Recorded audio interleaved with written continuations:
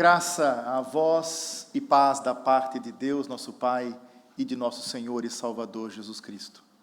Eu convido os irmãos, nesta manhã, para juntos abrirmos a palavra de Deus, na segunda carta de Paulo a Timóteo. Nós iremos ler apenas o versículo 1 e 2. Segunda carta de Paulo, ou epístola de Paulo a Timóteo. Nós iremos ler os versículos 1 e 2.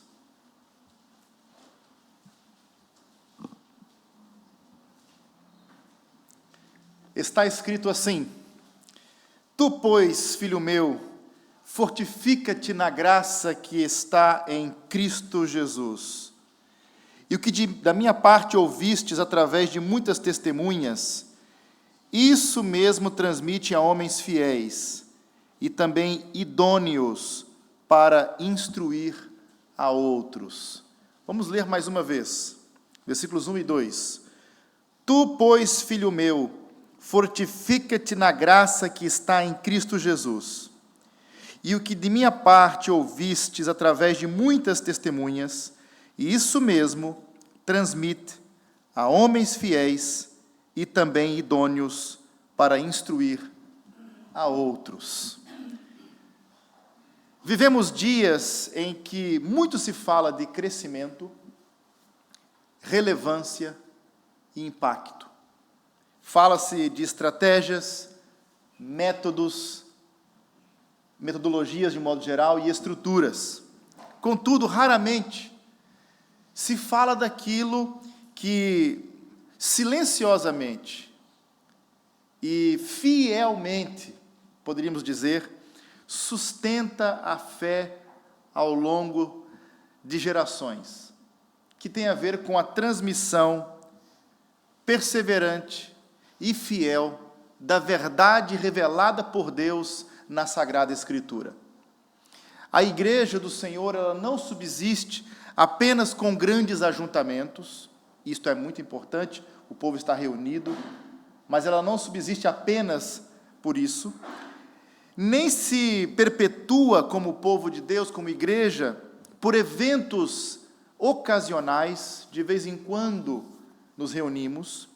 A igreja, pelo contrário, ela permanece quando ela ensina, de forma, quando ela confia fielmente aquilo que recebeu do Senhor, quando ela entende, aprende, ensina e, portanto, transmite aquilo que ela recebeu do Senhor, aquilo que Deus nos deixou na sua palavra. E sempre que o ensino verdadeiro, o ensino bíblico, ele é negligenciado, a fé enfraquece. E sempre que a verdade deixa de ser transmitida, a geração seguinte, ela fica espiritualmente desamparada. E aqui no versículo 2, verificamos exatamente essa lógica de transmissão do bom depósito, da doutrina, do ensino, da pura palavra de Deus. E nesse dia de rumo à escola dominical, nós somos chamados, somos advertidos a literalmente olhar, não para um setor, portanto, da vida da igreja, não para um departamento da congregação, mas para uma vocação divina, uma vocação essencial e uma vocação permanente, que é a educação cristã, como missão, eu diria, constitutiva da Igreja de Cristo. É uma missão permanente, faz parte, inclusive, da grande comissão de Jesus. Ide e ensinai a todas as nações. O texto aqui, que nos serve de fundamento, portanto, encontra-se na segunda carta de Paulo a Timóteo. Paulo escreve para o pastor Timóteo, orientando naquilo que ele deveria fazer. E o texto, vou repetir para que fique bem na sua memória essa passagem, quando Paulo disse: Tu, pois, meu filho, fortifica-te na graça que há em Cristo Jesus, e o que de mim, entre muitas testemunhas ouviste, confio a homens fiéis, que sejam idôneos para também ensinarem a outros. Essas palavras, elas não são palavras circunstanciais, eu diria que são palavras testamentais, porque Paulo está aqui no final da sua vida, na antessala do martírio, aguardando a sua condenação, e ele já sabia que a sentença provavelmente seria uma sentença de morte. Ele tinha essa expectativa, porque era uma realidade ele estava de forma iminente para ser executado pelo fato de ser um pregador e apóstolo de Jesus Cristo. E, portanto, ele escreve as suas últimas palavras. Ele está aqui deixando as suas últimas vontades registradas para que Timóteo dê continuidade ao trabalho que ele estava envolvido. O apóstolo, então, aqui escreve da prisão, consciente de que o termo do seu ministério terreno, o fim se aproxima para ele. Ele escreve para assegurar a continuidade da verdade apostólica, da verdade do evangelho que ele pregou durante toda a sua vida e ministério. E, portanto, encontramos aqui o próprio coração da educação cristã, que é transmitir para outros aquilo que recebemos, que é no sentido de manter a continuidade dessa verdade revelada de Deus, sendo proclamada e ensinada em todas as gerações. Então, o primeiro ponto dessa mensagem, se fôssemos elencar o primeiro ponto, eu ficava aqui no versículo 1, na primeira parte do versículo: Tu, pois, meu filho, fortifica-te na graça que há em Cristo Jesus. Aprendemos que a educação cristã, ela nasce da graça que depende da ação de Deus, da graça que depende do ato soberano de Deus. Fortifica-te na graça que há ou que está em Cristo Jesus. Paulo, então, começa onde a pedagogia cristã, ela deve começar. Ele começa na graça do Senhor.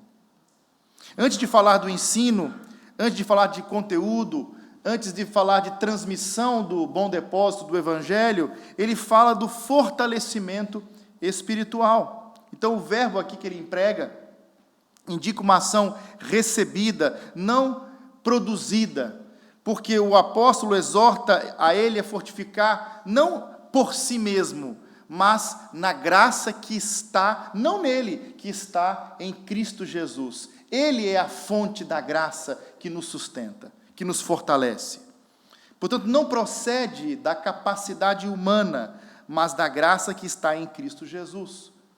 Isso significa, portanto, que a educação cristã não é um mero exercício intelectual, um mero exercício de erudição acadêmica, mas, e nem mesmo uma simples técnica de comunicação, ou pedagogia, ou técnicas retóricas, não é só isso. É um ato espiritual que exige dependência contínua de Deus, da graça que está em Cristo Jesus.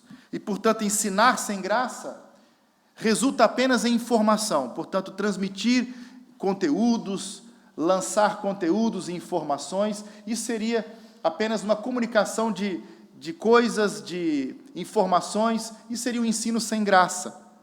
Seria apenas a comunicação de informação religiosa. Mas aqui Paulo está a falar muito mais do que comunicação de informações religiosas, ele está a falar de uma formação espiritual fundada na graça que há em Cristo Jesus. É aqui que começa a educação cristã. As Escrituras confirmam este princípio de uma forma inequívoca quando lemos a carta aos Hebreus, na abertura da carta, os versículos 1 e 2, que diz que, havendo Deus outrora falado muitas vezes e de muitas maneiras aos pais pelos profetas, a nós falou-nos nesses últimos tempos pelo Filho. Então, note que já na Sagrada Escritura vemos este princípio que Deus fala conosco pelas Sagradas Escrituras e através de Jesus Cristo. A educação cristã, portanto, ela nasce da iniciativa comunicativa e reveladora de Deus. É Deus que se deu a conhecer, é Deus que revelou para nós a sua vontade. Ele fala, o seu povo escuta, e aquilo que é recebido deve ser guardado e deve ser transmitido.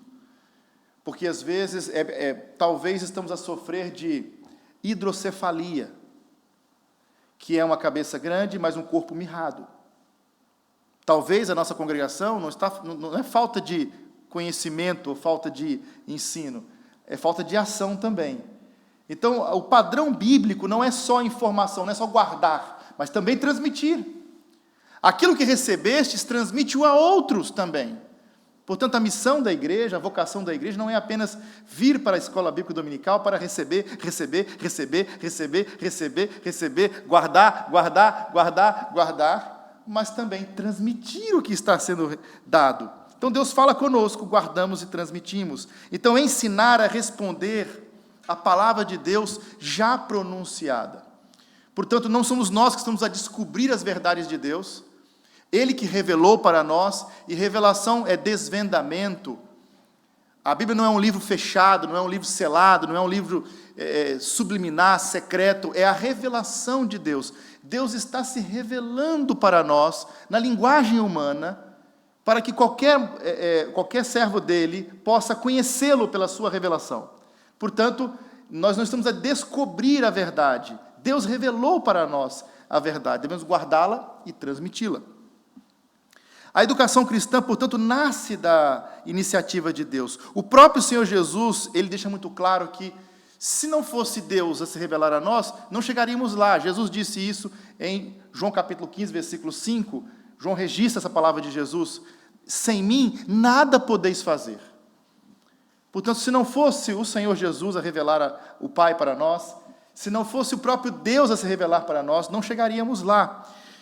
E a igreja, portanto, ela não educa na fé porque ela é suficiente em si mesma, mas porque ela foi alcançada pela graça de Deus, vivificada pelo Espírito Santo, ela é sustentada pela graça também. E na mesma graça que a igreja é salva, é a mesma graça que capacita a igreja para o ensino, para a transmissão da verdade cristã. É por isso que a escola bíblica dominical, ela não é palco de exibição intelectual. Não é o lugar onde eu demonstro como sei a Bíblia, mas é o lugar onde homens e mulheres, dependentes da graça de Deus, ensinam outros a viverem nessa mesma graça. A mesma graça que nos alcançou, a mesma verdade que nos transformou, o mesmo conteúdo que hoje temos guardado, agora vamos transmitir para outros, para que outros também transmitam a outros, e assim sucessivamente, para que a verdade de Deus seja espalhada em toda a terra. Notem que no versículo 2, na primeira parte do versículo, ele diz assim para Timóteo: o que de mim ouviste. Portanto, aqui está o segundo ponto desta mensagem. A educação cristã é a transmissão fiel de um conteúdo revelado. O que de mim ouviste. Paulo é rigoroso ao definir aqui o conteúdo do ensino. Ele não diz o que sentiste, o que de mim ouviste. Ele não disse o que sentiste, nem o que interpretaste livremente. Mas ele diz o que de mim ouviste. É um conteúdo objetivo. É um conteúdo histórico-gramatical. É um conteúdo claro. O que de mim ouviste. Mas o que eu senti. Tudo bem, é importante sentir. Não estou a negar a emoção e o sentir. Não estou a negar a necessidade de interpretar. Mas é o que ele disse para Timóteo, efetivamente. Isso estabelece um princípio essencial. A fé cristã é ensinável porque é revelada. Existe um conteúdo objetivo, um conteúdo histórico, um conteúdo público, que tanto aqui, na cidade de Lisboa, como, por exemplo, na cidade de Vitória, no Espírito Santo, estão todos com a mesma Bíblia, com o mesmo conteúdo, traduzido, disponível publicamente, para que todos possam consultar exatamente as palavras que Paulo escreveu para Timóteo. E, neste caso, Timóteo ouviu essas palavras, porque teve contato com o apóstolo. E, portanto, esse ensino que foi anunciado, ele foi ouvido, ele foi assimilado e está preservado no Novo Testamento. Então, temos aqui a preservação deste bom depósito, deste conteúdo. A educação cristã, portanto, não nasce da criatividade do professor, mas da fidelidade à revelação divina, de comunicar exatamente as palavras de Deus na Sagrada Escritura. Algumas pessoas são altamente criativas. Olha, eu nunca ouvi isso. Eu estou ali a ouvir a pregação, olha, eu estou lendo o texto, eu não consigo ver nada disso no texto, mas que criatividade extraordinária. Mas eu gostei, ficou tão bonito, que frase de efeito maravilhosa. Não está no texto, mas ficou bonito. Paulo disse que não é isso. O que de mim ouviste, Timóteo. Não é aquilo que você sente, o que você idealizou, ou a sua criatividade. Não é isso. Mas é o que o texto, é o que a palavra de Deus comunicada oralmente para ele. Note, por exemplo, na segunda carta de Timóteo, capítulo 1, portanto, recuando um bocadinho, o versículo 14. O que ele vai dizer para Timóteo? Em 2 Timóteo 1, versículo 14. Guarda o bom depósito mediante o Espírito Santo que habita em nós. Paulo adverte Timóteo. Guarda o bom depósito pelo Espírito Santo que habita em nós. Então a igreja ela não tem autoridade para reformular o Evangelho, para adulterar o Evangelho, para mudar e modificar os marcos antigos, os fundamentos do Evangelho. Nós não temos, nenhuma igreja, nenhum pastor, nenhum líder pode mudar a palavra de Deus, alterá-la, adulterá-la. E efetivamente verificamos aqui que o dever da igreja é preservar a palavra, é explicar, é transmitir a palavra do jeito que ela foi dada por Deus. Então a educação bíblica, a educação cristã, ela não relativiza a verdade de Deus, tornando a verdade de Deus elástica, moldável, para se ajustar a qualquer tipo de ideia. Ela não se adapta ao espírito da época, e ela não negocia, portanto, a doutrina para obter uma aceitação cultural. Bom, isso que Paulo disse naquela época, não se pode dizer nos dias de hoje. Então, pastor, talvez o irmão deveria evitar esse tópico, porque nos dias de hoje as pessoas não gostam muito disso, não querem ouvir isso, então deveríamos ignorar esses textos, talvez mudar algumas palavras. Meus irmãos, isso seria exatamente negar o princípio bíblico e seria uma traição ao propósito da igreja nesse mundo, que é anunciar o evangelho da graça de Deus e transmitir a doutrina com pureza e com verdade. Não só negando nenhuma verdade, dizendo exatamente o que o texto diz. Este padrão, portanto, percorre toda a Bíblia. No Antigo Testamento, o Senhor ordena. Olha que Paulo diz, o que de mim ouviste. E no Antigo Testamento, nós verificamos isso em Deuteronômio 6, versículos 6 e 7. Vou focar apenas em dois aspectos do texto. Estas palavras, que aparece lá em Deuteronômio 6, 6, e depois no versículo 7, ensiná-la-ás aos seus filhos. Então, estas palavras que vos ordeno, ensiná-la-ás aos seus filhos.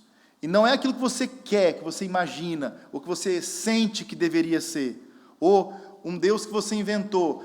Para mim eu acho que Deus, ele é assim. Não é isso que deve ser feito, mas é o que Deus diz na sua palavra, é como Deus se revelou para nós na sua palavra. Estas palavras ensiná-las a teus filhos. No Salmo 78, temos a mesma ideia geracional aqui. O que de mim aprendeste, diante de várias testemunhas, ensine a outros. Portanto, você aprendeu comigo e você vai ensinar outros que vão ensinar outros. É o que está no versículo 2 aqui de 2 Timóteo. Portanto, note que no Salmo 78, os versículos aqui, os versos 6 e 7, temos a dimensão geracional do ensino afirmada para que a geração vindoura, para que a geração que vai vir, conhecesse. E no versículo 7, e pusesse em Deus a sua confiança. Assim como você recebeu o conteúdo, transmita à geração vindoura, para que essa geração vindoura, com base nesse conhecimento, também confie no Senhor. Para que a geração vindoura conheça as promessas de Deus.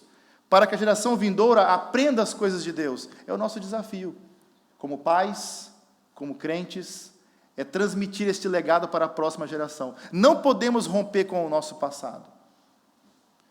Não podemos, porque essa ponte que nos conecta ao passado, devemos manter essa conexão com o passado.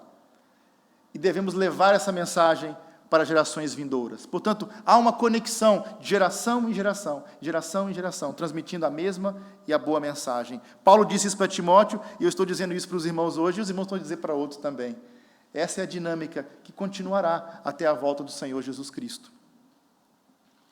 No Novo Testamento, o mandato de Cristo é inequívoco. Então, vamos ler esse texto para que isso fique claro, que não é uma citação apenas de memória, que está em Mateus 28, 20. Vamos abrir lá em Mateus 28, 20.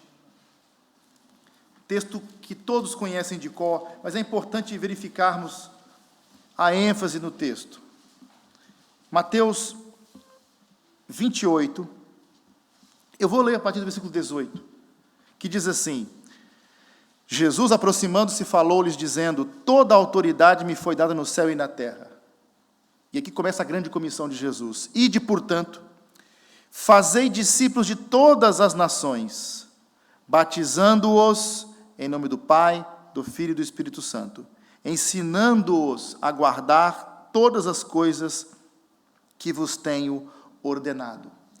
E eis que estou convosco todos os dias, até a consumação do século.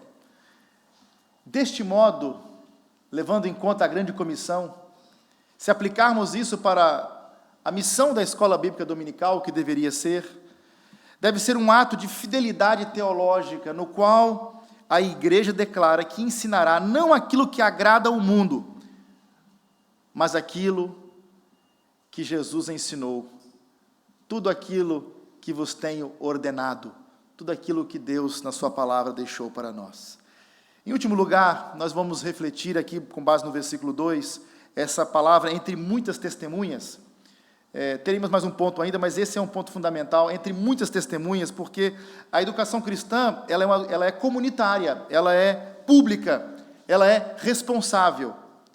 Entre muitas testemunhas. Então, Paulo recorda a Timóteo que o ensino recebido não foi secreto, não foi um ensino... Paulo está na contramão do gnosticismo da época, a ideia de um conhecimento secreto que só uma elite pode receber.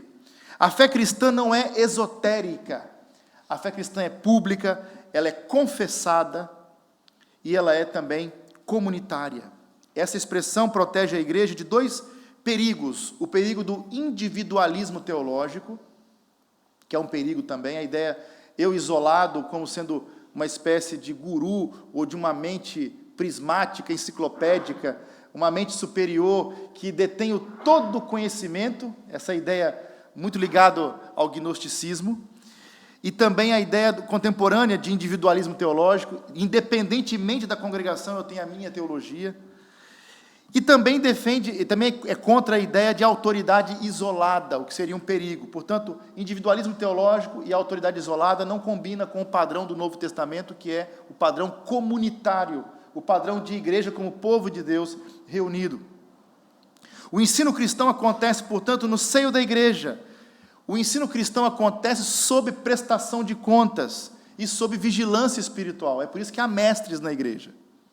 É por isso que na igreja nós temos essa noção de prestação de contas. Se eu começo a dizer aqui um monte de coisa que não tem ligação com as doutrinas bíblicas, naturalmente a própria igreja vai reagir e dizer assim: mas irmão, isso que acabamos de ouvir, isso não está na Bíblia, isso não é o que Jesus ensinou. Portanto, se alguém vier no contexto da igreja começar a ensinar uma coisa errada, naturalmente o povo de Deus deve reagir, porque a nossa batalha tem que ser em manter o bom, guardar o bom depósito e manter as sãs palavras que de mim ouvistes, como diz o apóstolo Paulo.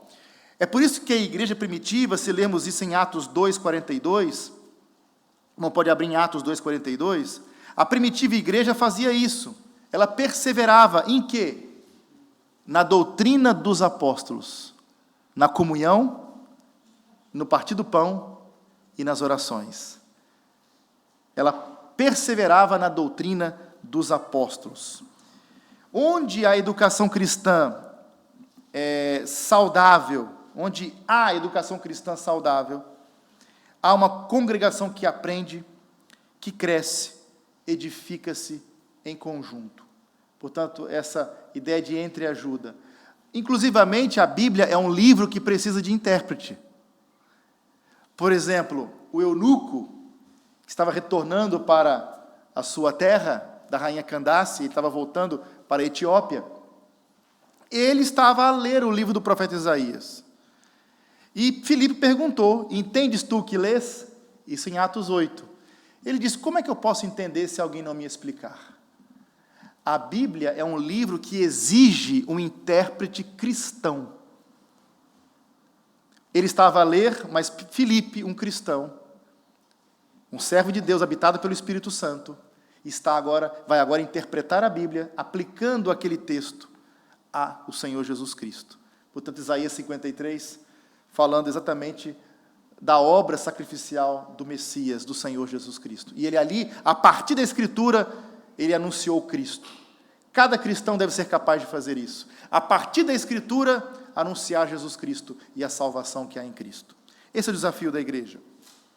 Portanto, a escola dominical não é um espaço privado de opiniões, mas ministério da igreja, sujeito à Escritura e à fé cristã histórica, o bom depósito que temos que guardar. Note ainda o versículo 2: confiam a homens fiéis e idôneos. Confio a homens fiéis e idôneos.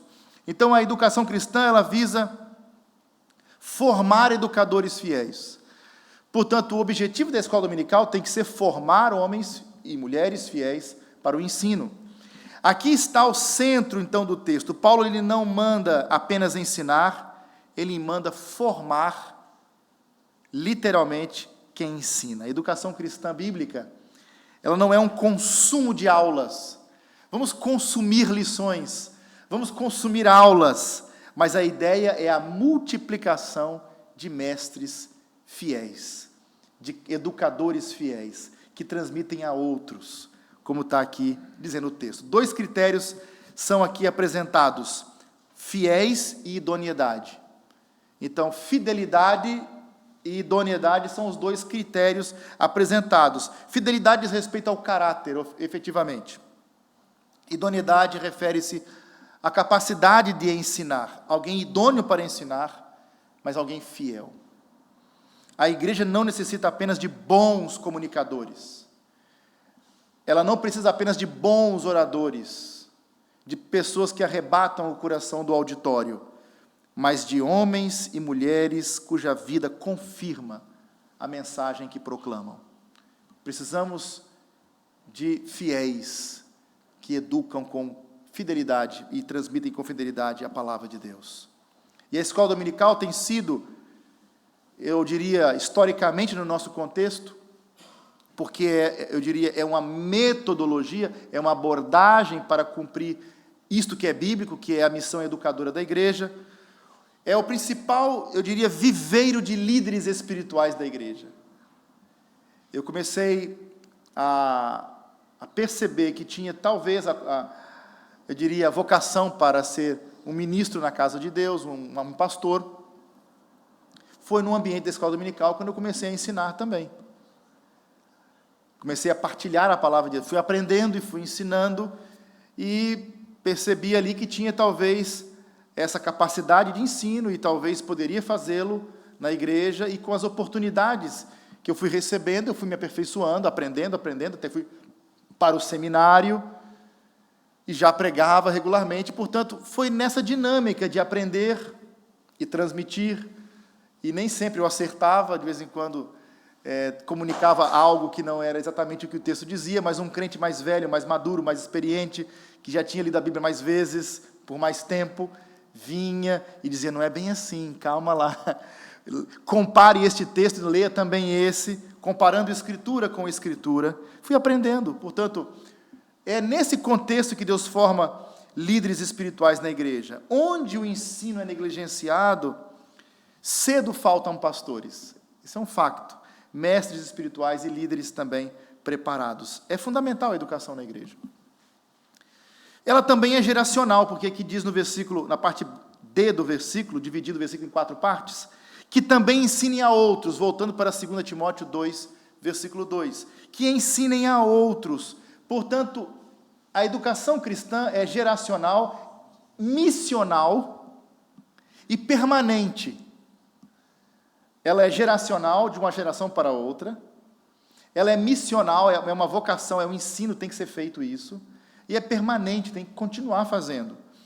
Então, o texto aqui termina projetando o futuro. Em apenas 2 versículos, nós temos 4 gerações. O que de mim ouvistes, Paulo, quem ouviu, Timóteo. Transmita a homens fiéis, 3ª geração, que vão transmitir para outros. Então, temos 4 gerações Só no versículo 2. Então, a igreja que ensina prepara gerações que ainda não nasceram. Há uma nova geração sendo formada. E esta geração, eu vou dizer uma coisa para os irmãos. A geração mais antiga, eu diria que os mais idosos, que olham para essa geração que vai formar a próxima geração, eu noto uma preocupação. Eu noto receios. Eu noto, eu diria aqui, um olhar atento, diálogos, conversas. Será que essa geração vai cumprir o mandato de Jesus? É a preocupação, será? Mas eu creio, porque Jesus disse, estou convosco todos os dias, até a consumação dos séculos. Até a volta de Jesus, Ele vai manter um povo fiel aqui na terra. Não seja vaidoso, porque a geração anterior à sua era melhor do que a sua. E a outra era melhor. Sempre é melhor a outra, não é? A que vem é sempre pior, as pessoas pensam isso. Mas eu creio que o Senhor Jesus continua e continuará a fazer a sua obra. Ele vai salvar pessoas. E Ele vai usar pessoas. Que eu seja fiel à vocação que Ele me deu. Que o irmão seja fiel. Mas que Jesus vai vencer e vai fazer, vai. Ele vai continuar a sua obra nesse mundo. Mas que sejamos, pois, achados fiéis, como dispenseiros fiéis. A igreja, portanto, prepara uma geração que não nasceu ainda. A educação cristã não é um programa temporário, mas é um ato de esperança escatológica. Então, estamos a ensinar crianças, na esperança que dali vai sair pastores, que dali nós vamos ter irmãos e irmãs que servem na congregação, servos de Deus que evangelizam, que ajudam o próximo, que espalham essa mensagem do Evangelho.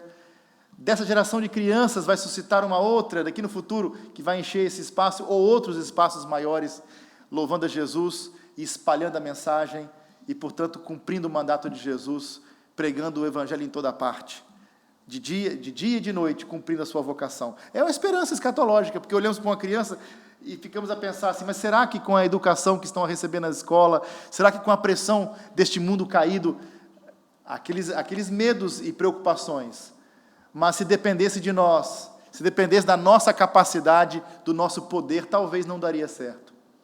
Mas depende de Deus, que é soberano, que continua derramando a sua graça, do Espírito Santo e de Jesus que não abandona a sua igreja e continua a fazer o seu trabalho. Confiemos no Senhor. Eu não gosto muito daquela escatologia totalmente pessimista. Quanto pior, melhor, porque Jesus está voltando.